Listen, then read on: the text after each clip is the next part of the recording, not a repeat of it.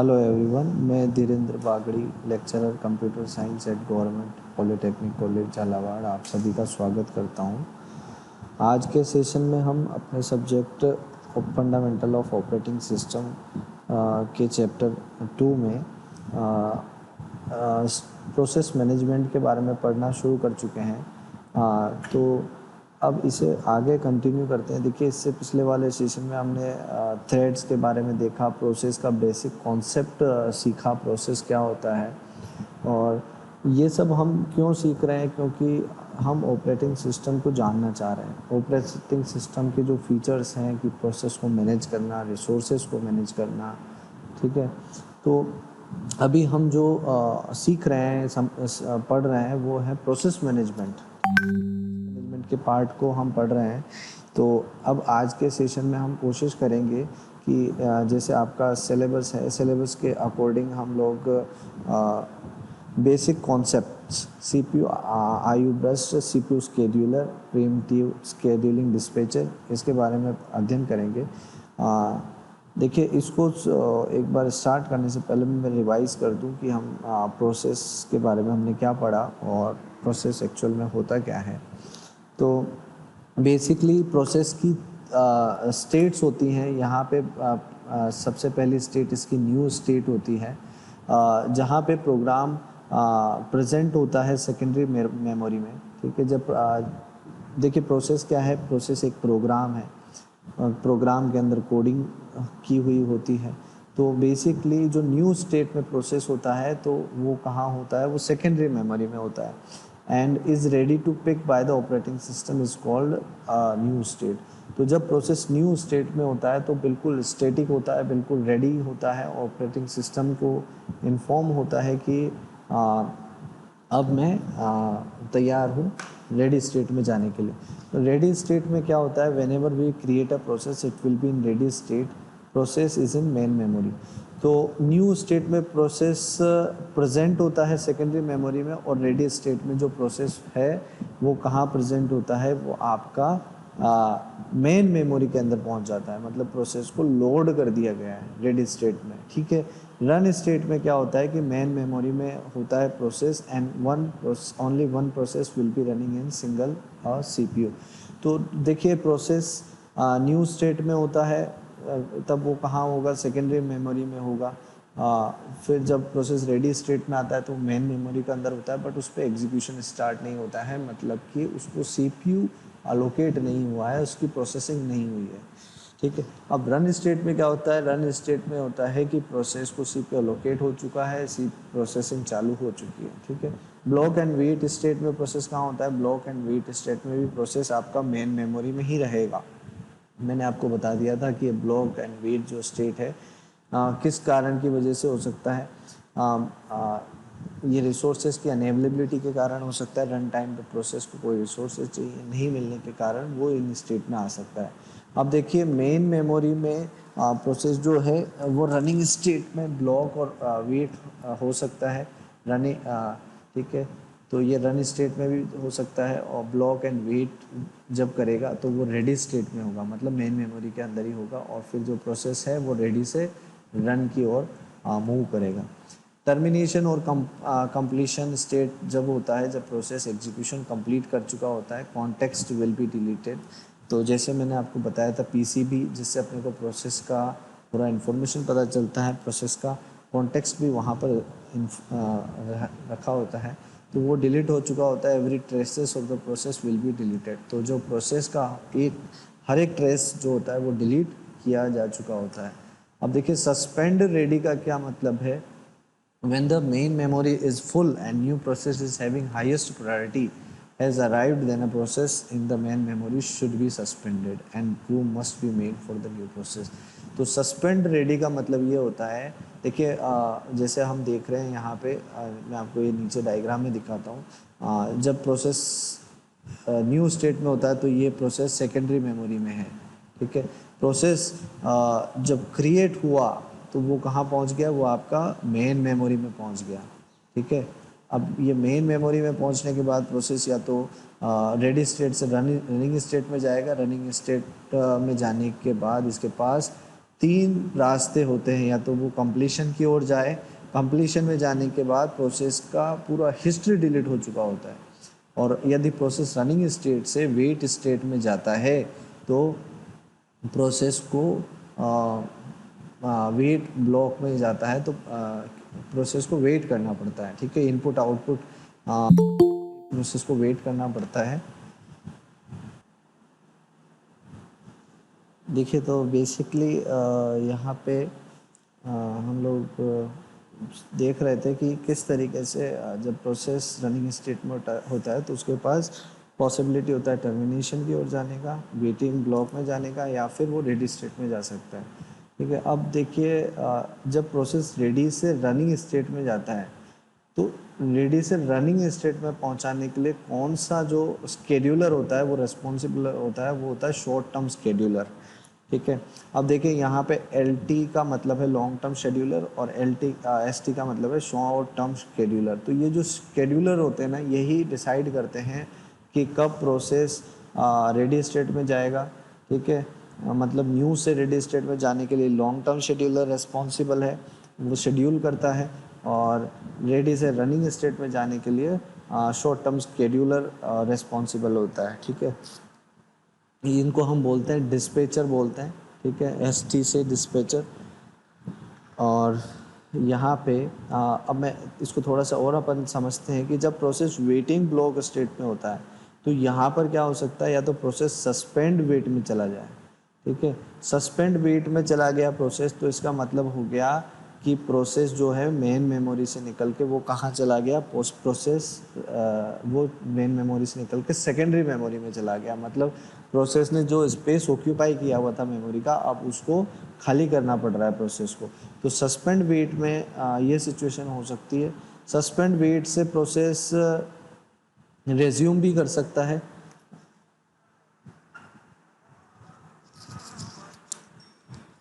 Hello, हाँ sir. Sir मैं class ले रहा था यार, अर्जेंट है क्या?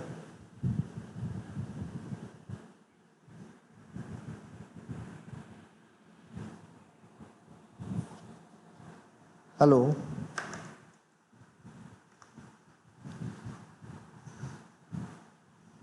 देखिए ये हमने देखा कि ये जो है वेट ब्लॉक स्टेट से ये सस्पेंड वेट में जा सकता है और वापस से रिटर्न भी कर सकता है। अब जब प्रोसेस सस्पेंड वेट में गया है तो या तो रिज्यूम हो सकता है, या वहाँ से वो कहाँ जाएगा, सस्पेंड रेडी में जाएगा। ठीक है, सस्पेंड रेडी का मतलब ये हो गया कि प्रोसेस जो है वापस से सेकेंडरी मेमोरी में चला गया, प्रोसेस को मेन मेमोरी से बाहर निकाल दिया गया है। अब सस्पेंड रेडी से प्रोसेस जो है वो रेडी स्टेट में आने के लिए, मतलब मेन मेमोरी में लोड होने के लिए वेट करेगा। ठीक है, अब देखिए यहाँ रेडी स्टेट से प्रोसेस को वापस आप सेकेंडरी मेमोरी में निकाल सकते हो। ठीक है, अगर स्पेस ज़्यादा है और ज़्यादा प्रायोरिटी के प्रोसेसेस आ गए तो इसको बाहर निकाला जा सकता है। तो ये प्रोसेस स्टेट डायग्राम बताता है पूरी पॉसिबिलिटीज़ की एक प्रोसेस जो है किस स्टेट से कब स्टेट में मूव कर सकता है। सेकेंडरी मेमोरी से मेन मेमोरी के अंदर लाने के लिए आपका लॉन्ग टर्म शेड्यूलर रिस्पॉन्सिबल होता है, और रन टाइम रनिंग स्टेट से रेडी स्टेट से रनिंग स्टेट में लाने के लिए आपका शॉर्ट टर्म शेड्यूलर रिस्पॉन्सिबल होता है। ठीक है, तो अब इसको अपन कंटिन्यू करते हैं।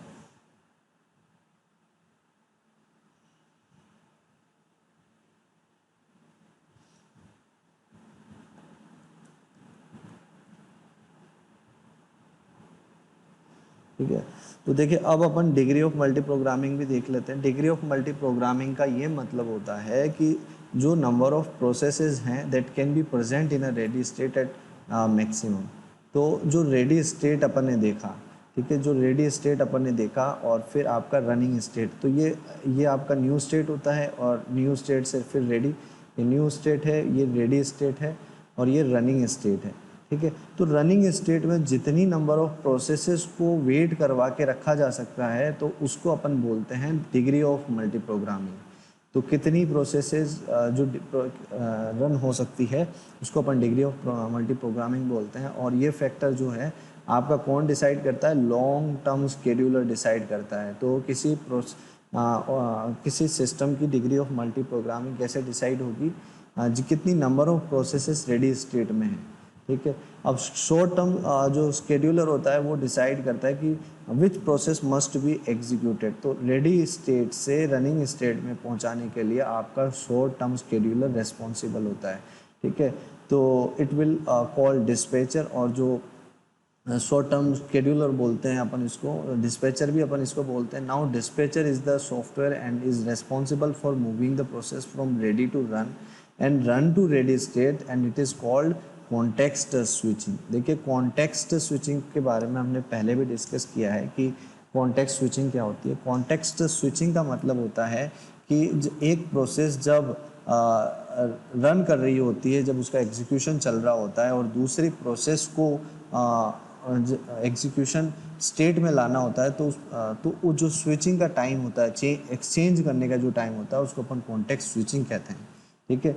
अब आपका होता है मीडियम मिड टर्म डिस्पैचर, ठीक है। सबसे पहले तो हमने देखा कि आपका लॉन्ग टर्म स्केड्यूलर होता है, लॉन्ग टर्म स्केड्यूलर, फिर आपका शॉर्ट टर्म स्केड्यूलर होता है, और अब आपका होता है मिड टर्म डिस्पैचर या मिड टर्म स्केड्यूलर बोल लीजिए आप इसको, जो रेस्पॉन्सिबल होता है स्वैपिंग के लिए। Swapping is the process of moving the process from main memory to the secondary memory and the from secondary memory to the main memory, ठीक है।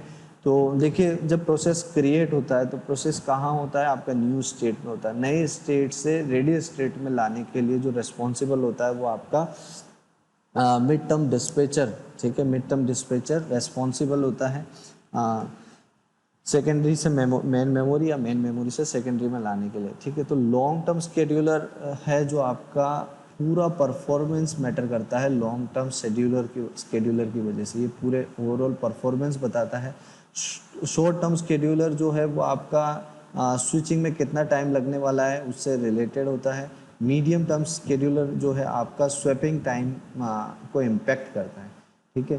तो ये इस तरीके से होता है, और ये आपका प्रोसेस का क्यू है, ठीक है। अब देखिए जैसे प्रोसेस ने एंटर किया, ठीक है, जॉब एक क्यू बना होता है। जॉब क्यू का मतलब होता है कि प्रोसेसेस इस क्यू में वेट कर रहे हैं।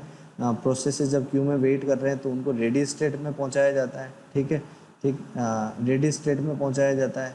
न्यू स्टेट से रेडी स्टेट में, अब ये जितने भी प्रोसेसेस इस जॉब क्यू में वेट कर रहे हैं एक्चुअल में ये क्रिएटेड है, मतलब न्यू स्टेट में है।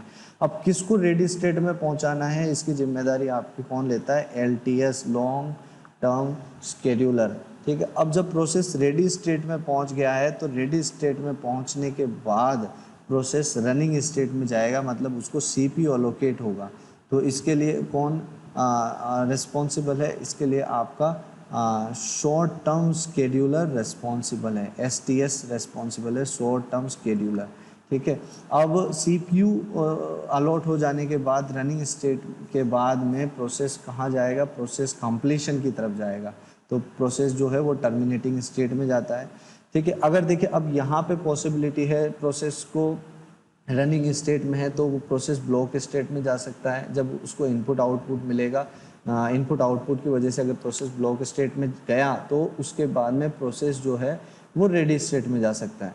तो अब प्रोसेस जब रेडी स्टेट में जाता है तो प्रोसेस के पास फिर से पॉसिबिलिटी है या तो वो सस्पेंड हो जाए। सस्पेंड का मतलब प्रोसेस वापस से मेन मेमोरी से निकाल दिया जाए और उसको सेकेंडरी मेमोरी में ट्रांसफ़र कर दिया जाए, ठीक है। तो यहाँ पे भी पॉसिबिलिटी है।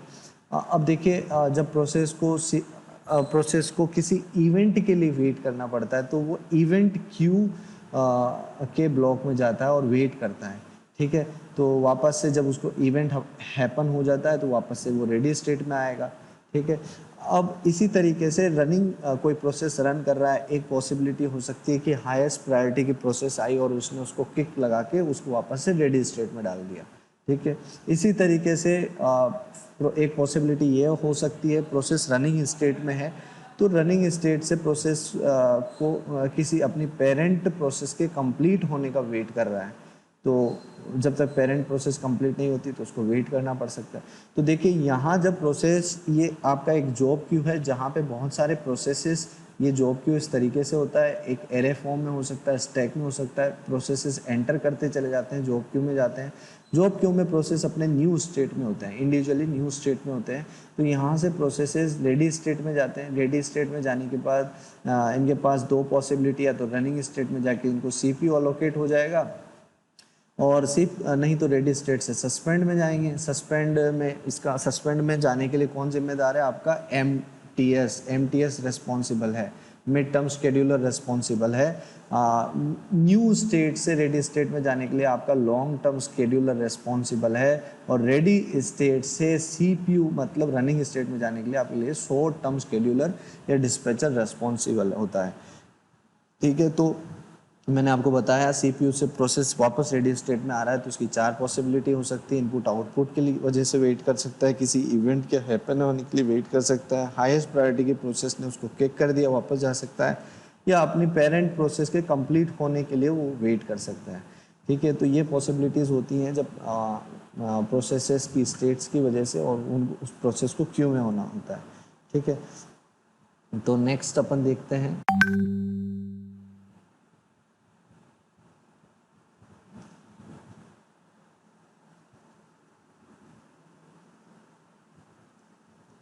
तो various times related to the process. अब ये भी बहुत इम्पोर्टेंट है कि प्रोसेस जब एंटर करता है, ठीक है, प्रोसेस जब रेडी क्यू में एंटर करता है, जैसे मैंने आपको बताया रेडी क्यू में प्रोसेस जब एंटर करता है तो उस पर एक टाइम की मोहर लगा दी जाती है, तो उसको अपन बोलते हैं अराइवल टाइम। अराइवल टाइम उसको हम बोलते हैं।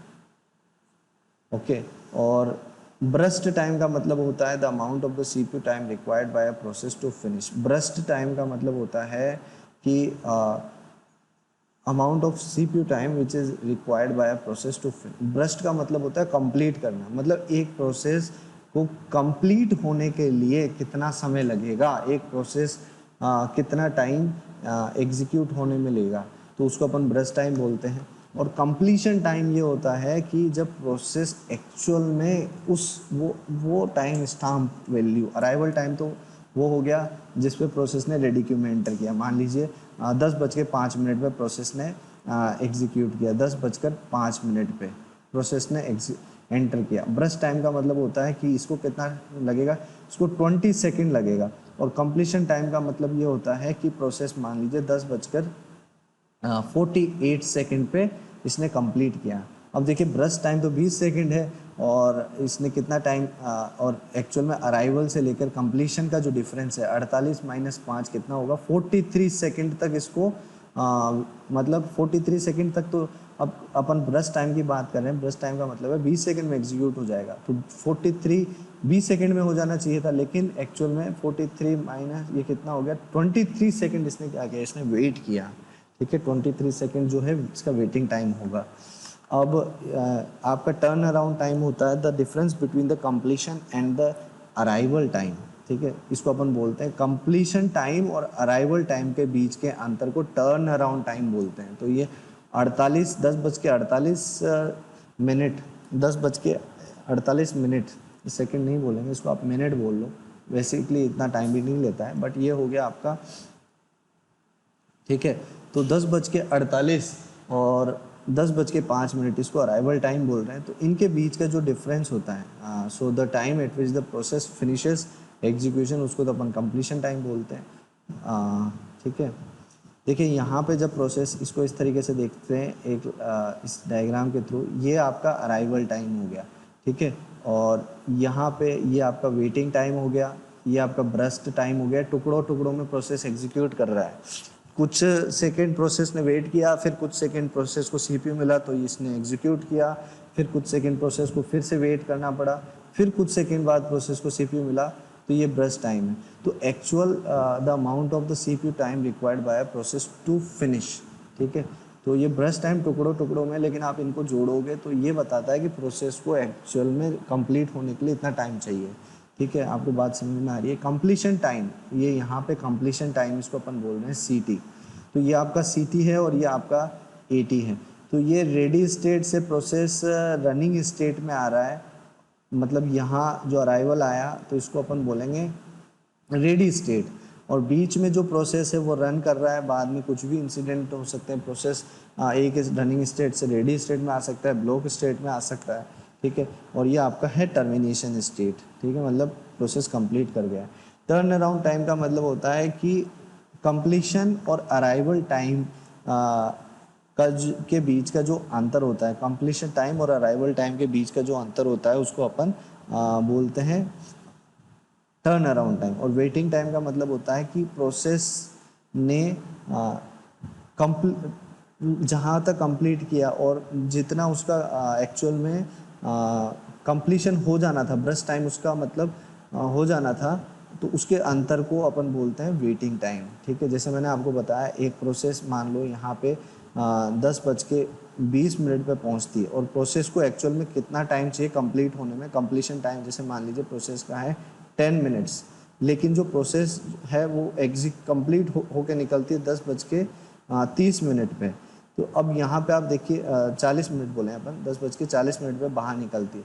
तो अब 10:40 और 10:20 का अंतर जो है आपका आता है, उसको अपन बोलते हैं टर्न, जो कंप्लीशन टाइम और अराइवल टाइम, ये तो होता है turn around time.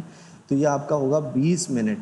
Turn around time आपका 20 मिनट हो गया, और एक्चुअल में इसको कंप्लीट हो जाना था वो कितना था, ब्रस्ट टाइम जो इसका था वो कितना था, वो 10 मिनट्स का था, ठीक है, 10 मिनट्स का था। तो 10 मिनट्स का ब्रश टाइम मतलब 10:20 पे स्टार्ट हुआ और 10:30 पे हो जाना था, लेकिन 10:40 पे हुआ, तो वेट कितना करना पड़ा, तो वेट करना पड़ा इसको 20 माइनस 10 मतलब 10। तो ये इसका ब्रश टाइम है, ठीक है। उसके बाद रेस्पॉन्स टाइम मतलब होता है what is the first time the process hits the CPU. मतलब रेस्पॉन्स टाइम मतलब वो टाइम जब पहली बार सीपीयू प्रोसेस को दिया जाता है, ठीक है, उसको अपन रेस्पॉन्स टाइम बोलते हैं। मतलब पहली बार वो टाइम स्टाम्प का मतलब एग्जैक्ट वैल्यू ऑफ टाइम उस समय प्रोसेस को सीपीयू अलोकेट किया जाता है, ठीक है। तो ये हो गया आपका सीपीयू स्केड्यूलिंग का मतलब होता है picking the process from ready state and giving it to CPU is called the CPU scheduling, ठीक है। सीपीयू स्केड्यूलिंग मतलब picking the process from ready state and giving it to the CPU is called CPU scheduling.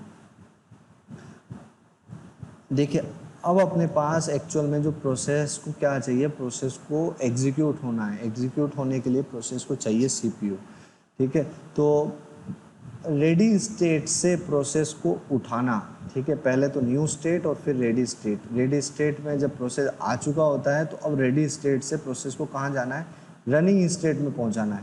अब इस ready state से process को उठाना और उसको सीपीयू अलोकेट करना, सीपीयू शेड्यूलिंग कहलाता है, ठीक है। WHO short.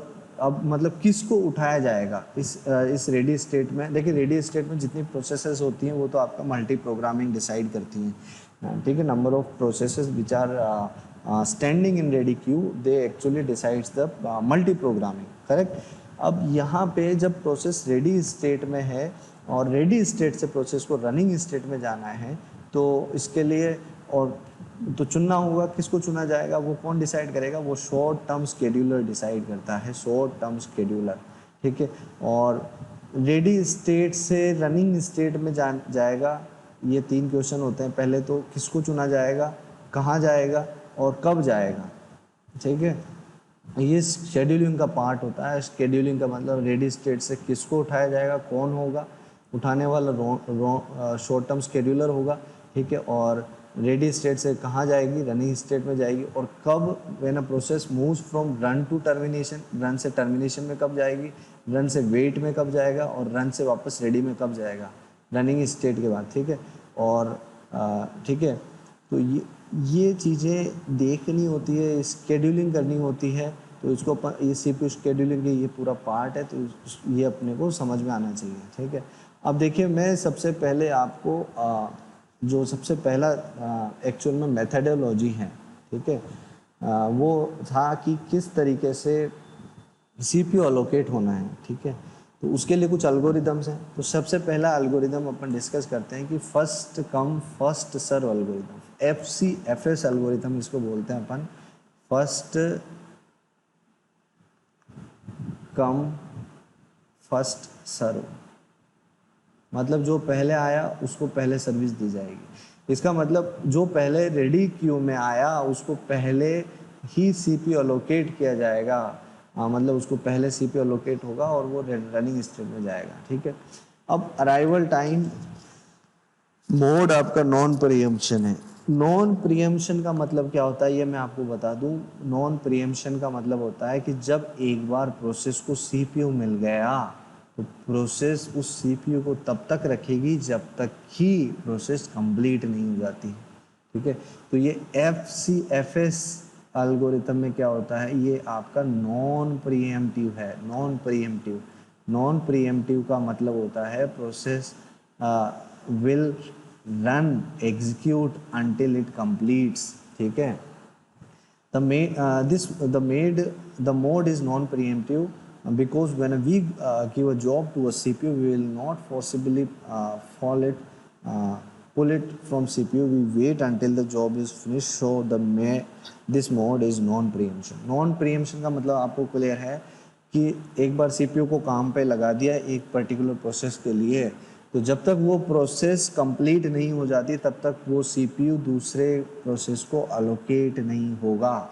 ये बात हमें समझ में आना चाहिए। तो ये फर्स्ट कम फर्स्ट सर्व का है।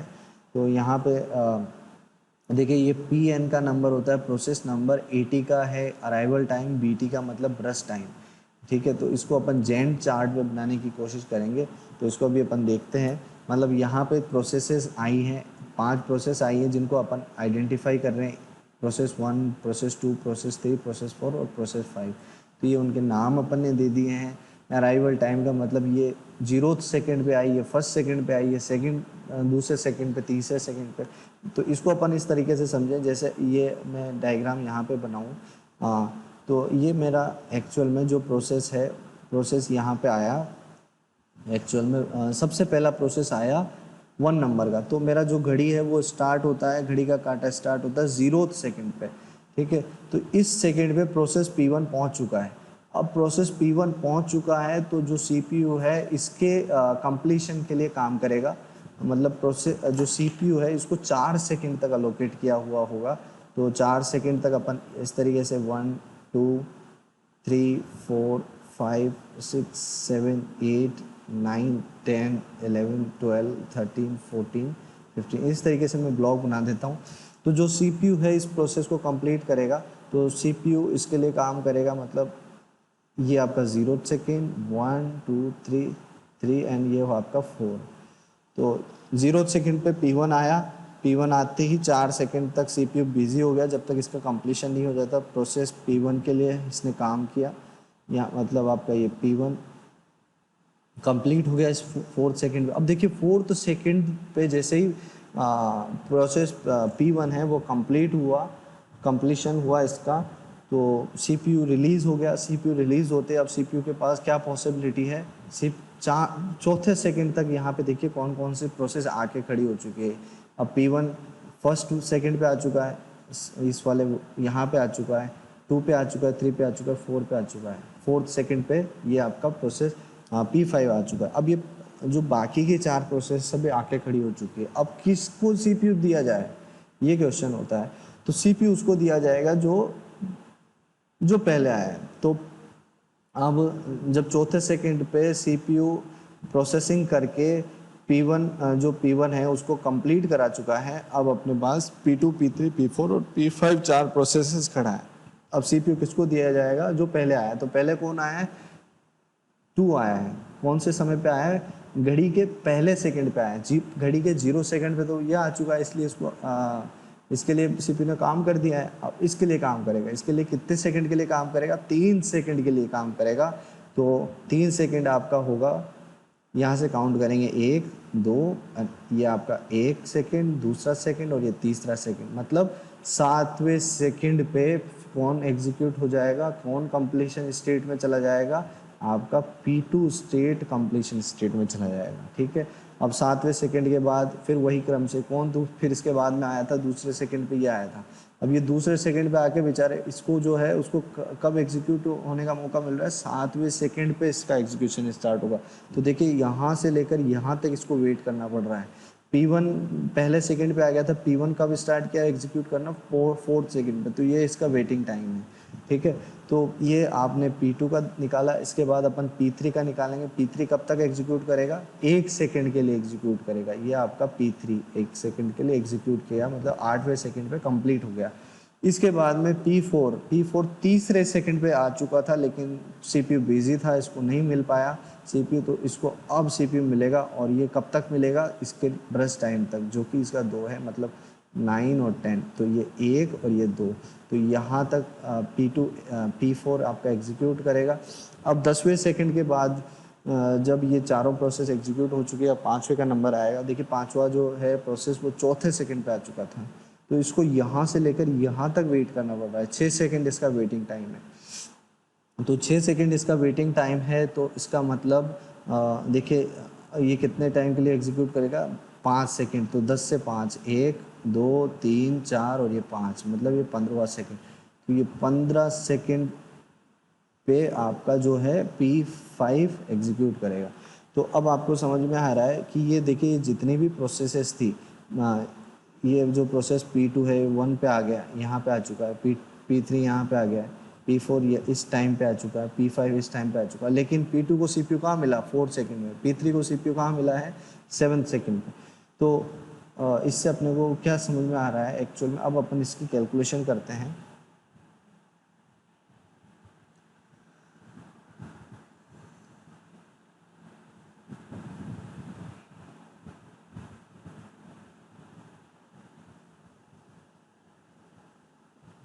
ठीक है, अब जैसे हम इसका कैलकुलेशन करने की कोशिश करते हैं, जैसे हमने ये बनाया इस प्रोसेस, इसको गाइंट चार्ट बोलते हैं। तो ये जो बिल्कुल एग्जैक्ट गाइंट चार्ट बनाया अपन ने। 0 से 4 तक P1 एग्जीक्यूट हुआ। देखिए यहाँ पर 0 से 4 सेकंड तक P1 एग्जीक्यूट हुआ, 4 से 7 सेकंड तक P2 एग्जीक्यूट हुआ। ठीक इसी तरीके से बना हुआ है। 7 से 8 सेकंड के बीच में P3 एग्जीक्यूट हुआ। 8वें से 10 सेकंड के बीच में, 10वें सेकंड के बीच में P4 एग्जीक्यूट हुआ। और 10 से 15 सेकंड के बीच में आपका कौन एग्जीक्यूट हुआ, आपका P5 एग्जीक्यूट हुआ। ठीक है, तो इसमें अब अपने को क्या देखना है कि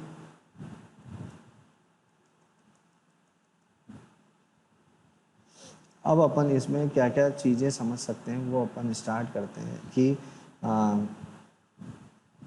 यहाँ पे in case if two processes same arrival time then pick the process with lower process ID. ठीक है, ये कंडीशन है। मान लीजिए दो प्रोसेस चौथे सेकंड पे आ गई, दूसरी P2 और P3 आ गई चौथे सेकंड पे, तो जिसका लोअर आईडी है, जैसे P2 और P3, तो किसका लोअर आईडी, 2 लोअर आईडी, तो उसको पहले CPU लोकेट किया जाएगा। ठीक है, अब देखिए ये आपका कंप्लीशन टाइम है, ये turn around time. Turn around time क्या होता है, कंप्लीशन टाइम और अराइवल टाइम।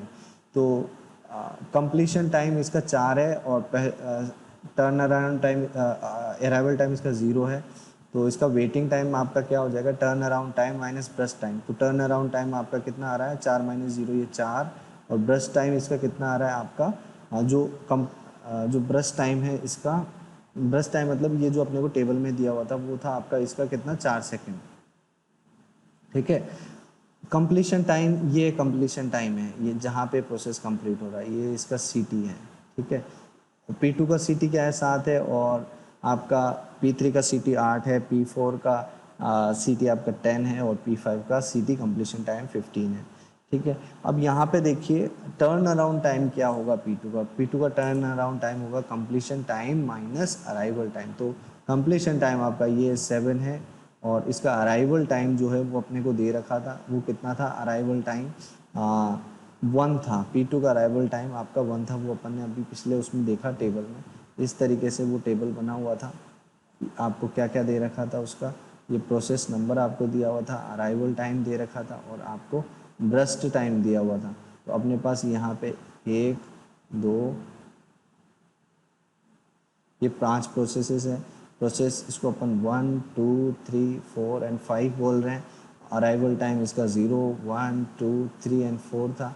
इसका ब्रस्ट टाइम 4 था, पहली वाली का 4 था, दूसरी वाली का 3 था, फिर 1 था, फिर 2 था, और फिर 5 था। तो ये टेबल अपने को गिवन था। तो अब अपन इसका टर्न अराउंड टाइम निकाल रहे हैं। इसका टर्न अराउंड टाइम हुआ कंप्लीशन टाइम 7 है, और इसका अराइवल टाइम कितना था, यहाँ देखिए इस टेबल में 1, तो 7 माइनस 1 कितना हो गया, ये आपका हो गया 7 - 1, ठीक है। उसके बाद फिर इस तरीके से इसका अपन कंप्लीशन टाइम निकालते हैं। इसका कंप्लीशन टाइम कितना है, 8 है। और इसका अराइवल टाइम कितना था, इसका अराइवल टाइम अपन देखते हैं इस टेबल में, अराइवल टाइम है 2, तो ये 8 - 2 जो 6 आ रहा है। अब ये 7 जो है कंप्लीशन टाइम, मतलब P4 का कंप्लीशन टाइम 10 है। 10 माइनस अराइवल टाइम कितना है, P4 का अराइवल टाइम है आपका 3, तो 10 - 3 7, बिल्कुल सही है। अब इसका देखें, इसका कंप्लीशन टाइम 15 है और इसका अराइवल टाइम कितना है, अराइवल टाइम इसका है आपका 4, तो ये हो गया आपका 11, ठीक है। तो इस तरीके से अपन निकालते हैं। और वेटिंग टाइम अपन कैसे निकालेंगे, turn around time minus brush time अपन निकालते हैं। तो देखिए जो प्रोसेस 1 है, तो प्रोसेस 1 को कितना वेट करना पड़ा, टर्न अराउंड टाइम मतलब आपका इसका प्रोसेस का 4 है, और वेटिंग टाइम मतलब जो अभी निकाला वो है 4 - 4 कितना हो गया, 0, ठीक है।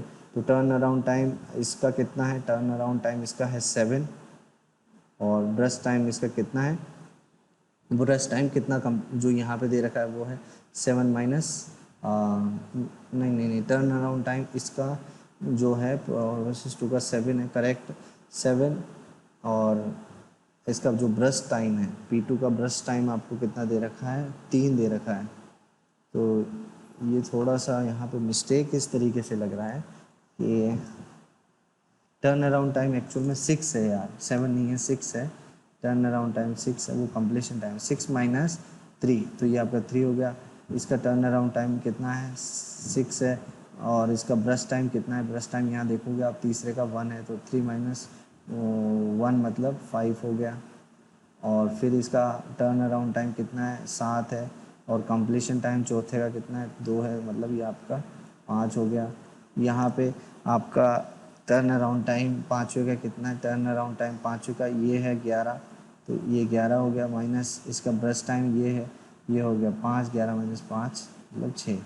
तो इस तरीके से अपन निकालते हैं। अब अपन इन सब का एवरेज करेंगे, तो इन सबको अगर आप जोड़ोगे यहाँ पे, तो ये एवरेज वेटिंग टाइम आएगा 0 + 3 + 5 + 5 + 6 डिवाइड बाय जितनी भी नंबर ऑफ प्रोसेसेस हैं, तो ये आपको एवरेज वेटिंग टाइम देंगी। और इसी तरीके से ये आपको एवरेज टर्न अराउंड टाइम देंगी। जब आप सारे टर्न अराउंड टाइम को जोड़ के जितनी भी प्रोसेसेस की संख्या है उससे डिवाइड करोगे, तो आपको एवरेज टर्न अराउंड टाइम मिलेगा, ठीक है। तो in the case of preemption version, both the response time and waiting time of the process is same, ठीक है। तो रिस्पॉन्स टाइम का मतलब होता है कब प्रोसेस को सीपीयू दिया गया, ठीक है। तो एक्चुअल में आपका प्रोसेस जो नॉन प्रीएम्पशन टाइप की जो एल्गोरिदम है, नॉन प्रीएम्पशन का मतलब कि प्रोसेस को जो है वेट करना पड़ रहा है, ठीक है। प्रोसेस को वेट करना पड़ रहा है जब तक कि दूसरा प्रोसेस एग्जीक्यूट नहीं हो जाता, और वो जिस क्रम से आए हैं, एंटर किया है रेडी स्टेट में, उसी क्रम से उनको सीपीयू लोकेट होगा, ठीक है। तो ये कॉन्सेप्ट है इसका।